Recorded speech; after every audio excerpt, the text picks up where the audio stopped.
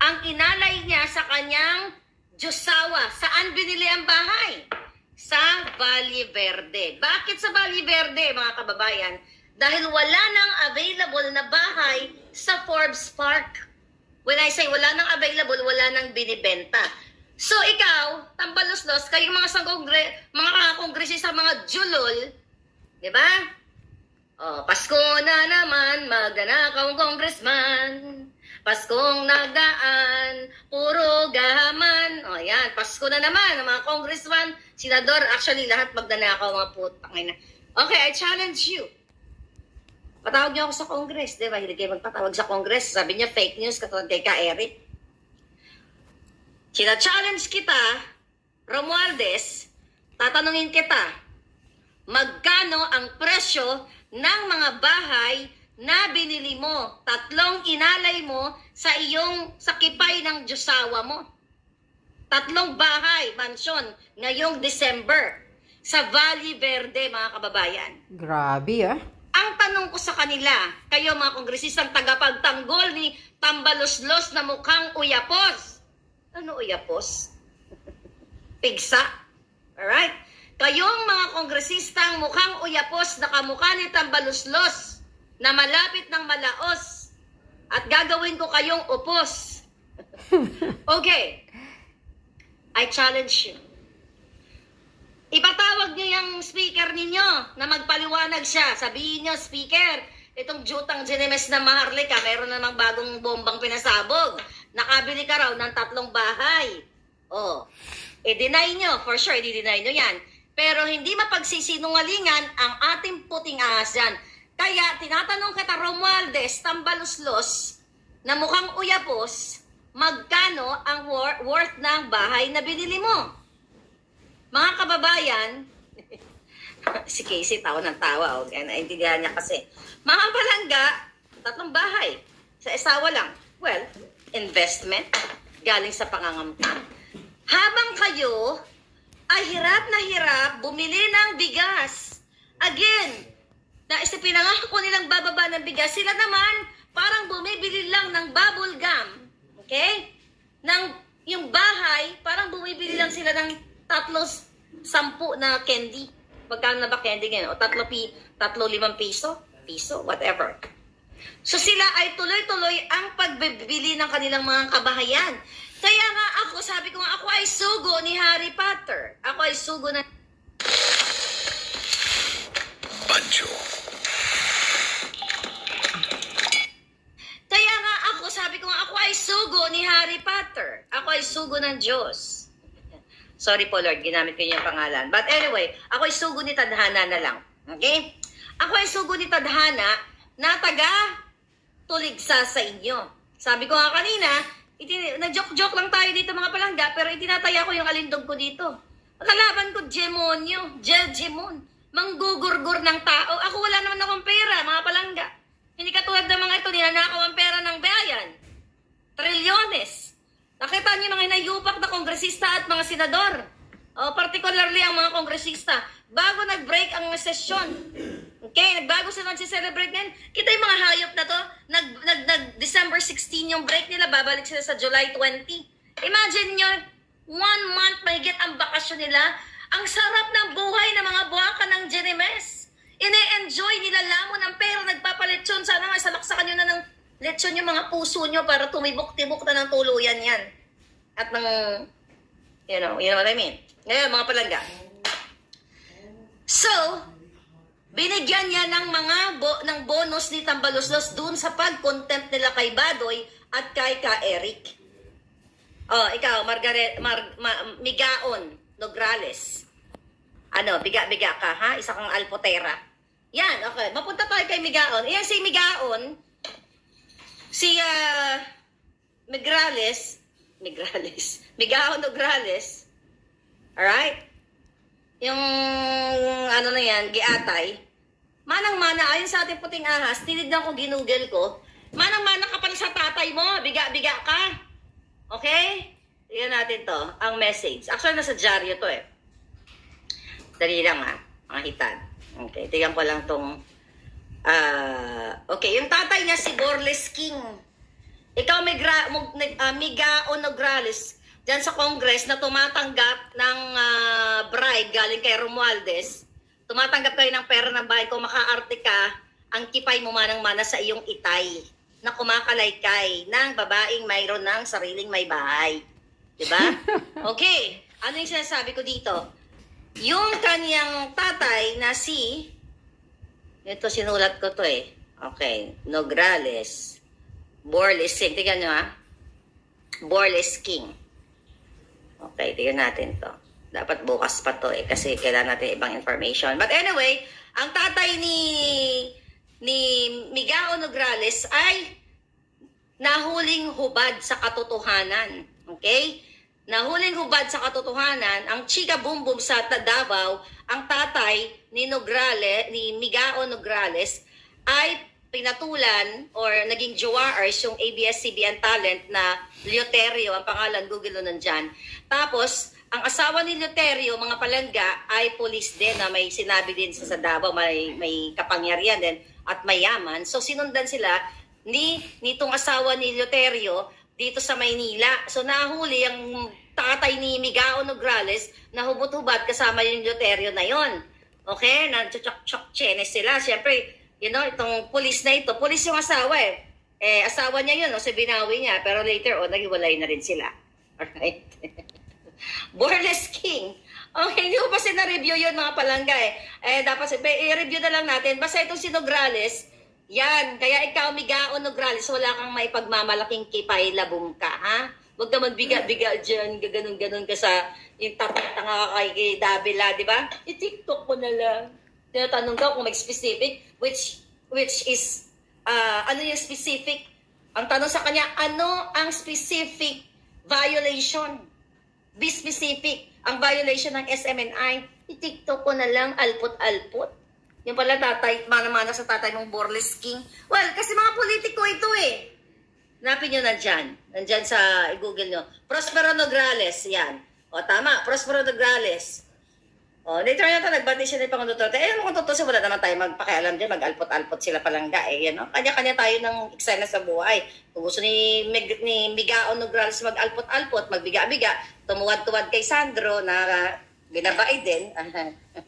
Wala tayo magawa dyan. Buhay nila yan. The problem, nakasalalay dito ang pera ng bayan. Habang nagabiga-biga sila, mga palangga, habang ginigipit si Badoy, habang ginigipit si Ka-Eric, illegal nilang kinulong. Diba? Kinontempt nila dahil ayaw lang i-reveal ang source. Diba?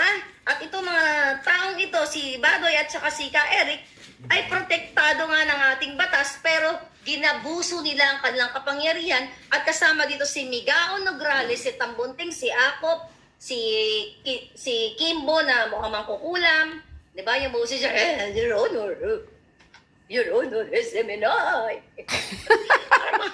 Alam mo sa totoo lang, ako nandyan sa Congress, ulawin ko talaga rin Your Honor, SMNI, bakit? Ang boses nila. Ay, maharlika. Kasi naman,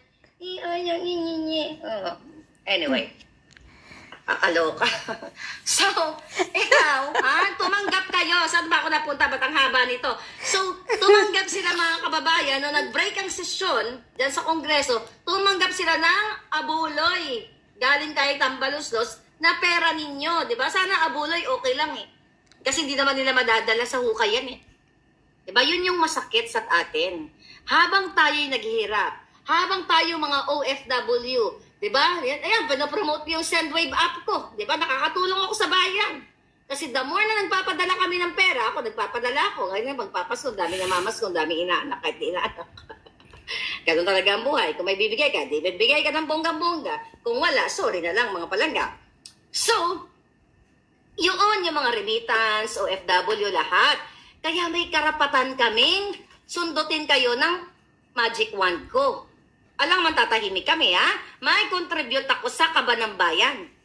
Correct. Ulit-ulitin ko, kahit may ako. Contribution ako. Kaya may karapatan ako, kahit sa Jamaica ako, may karapatan akong magnaknak dito.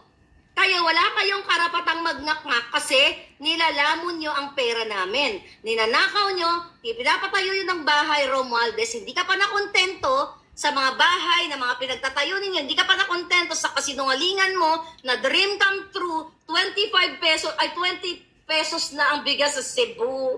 Tapos pala binili ng kaba ng pera ng bayan ng Cebu for 25 pesos para mapagpanggap kayo na bumaba ang bigas for 20 pesos. Kundi, di ba, then during that day, pinigil ninyo dahil hindi nyo na-anticipate na lulusubin kayo ng mga taong gustong makabili ng 20 pesos na bigas. Pero hindi nyo masustain kasi puro kasinungalingan, puro band-aid solution, puro kaletsehan, hindi totoong nagmura ang bigas.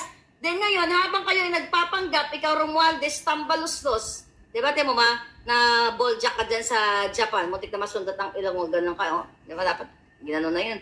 Tuloy na hanggang sopagpus. Anyway, mga kababayan, bumili ng bahay sa Valle Verde. Tingnan natin. Actually, grabe natin baka may picture na. Okay? 3 bahay daw Nantay ko agad. pa sana yung picture pero na natin. Ibukelya na natin. Tingnan ko lang yung mga puting ahas ko kung mga gising pa. Ano oras ba sa Pilipinas? Ay, gising na yan sa Pilipinas. So, yan. So, eto po yung inyong gobyerno. Oh, maniniwala ba kayo sa akin? Di ba? Maniwala ba kayo kay Maharlika? Bakit naman di kayo maniwala?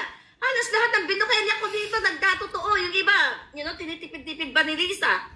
Lahat halos. Siguro masasabi ko, lahat ng expose ko dito, 90%. Yung 10% hindi pa nangyayari kasi pinipigil pa ni Lisa Smugs para, bitin-bitin pa niya para yung kunyari, hindi yan totoo sinabi ni Maharlika. Pero simula kay De Lima, simula sa pagpapalabas ni De Lima, panggigipit sa SMNI, panggigipit sa mga vloggers, lahat halos ng binukelya ko kay Paul Soriano, nagkatotoo.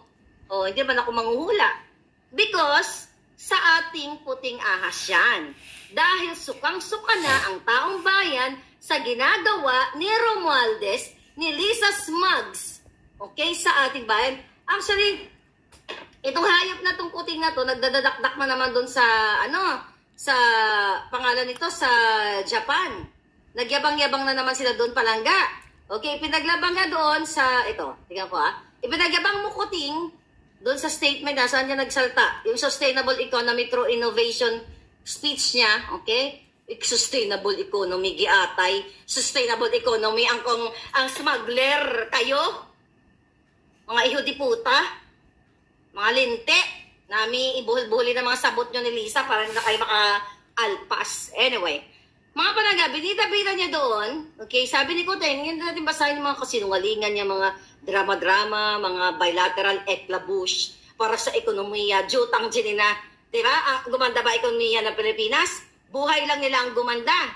Sila lang ang nagpapatayo ng bahay. Sila lang ang bumibili ng bahay. Tatlo-tatlo pa. Babalikan na naman natin yung loto. Saka na yung kagabi. Pinag-usapan na natin yon. Okay, sabi ni Kuting, allow me also to acknowledge the tireless efforts of our First Lady. First Lady, First Ahas, Mrs. President, who is joining us here today as she has graciously, palakpakan naman mga hunghang, assumed the role of patron for indigenous textiles. Nasaan? Picture-picture lang hayop na yan. Design services. Ayan, inimbitan na yung mga magnanakaw na mga designers na kumikita ng limpak-limpak na salapi. Tireless, tama ka naman, Kuting. Tireless ang pagnanakaw ninyo sa pera ng bayan at panggagancho ninyo sa mga industriya ng what? Textiles, design, eklabush. Imbis na iangat ninyo ang buhay, totoong buhay ng mga maghahabi. Yung mga tao from dun sa pinaka nagbibigay ng mga raw materials para magkaroon tayo ng mga natin, pambansang yung mga tela, di ba, mga pinya, mga ganyan, chuchu-chuchu. Pero kabuisitan lang ang pinapakita nyo. Kung nagustuhan mo ang video na ito, huwag kalimutan magkomento kung ano ang saloobin mo. Okay, yan. Sinishare ko lang itong video na to.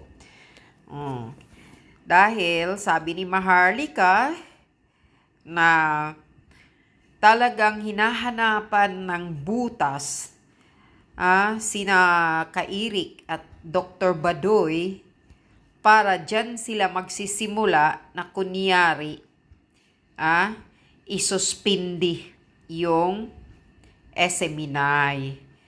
At pagkatapos daw, na na-cite in contempt na si Ka-Eric at si Badoy, mayroon daw natanggap na abuloy galing kay Tambaloslos itong mga congressman na nagtapang-tapangan, power tripper, na yung pag-suspindi nila ngayon sa SMNI, illegal. Hindi pwede pala ganon.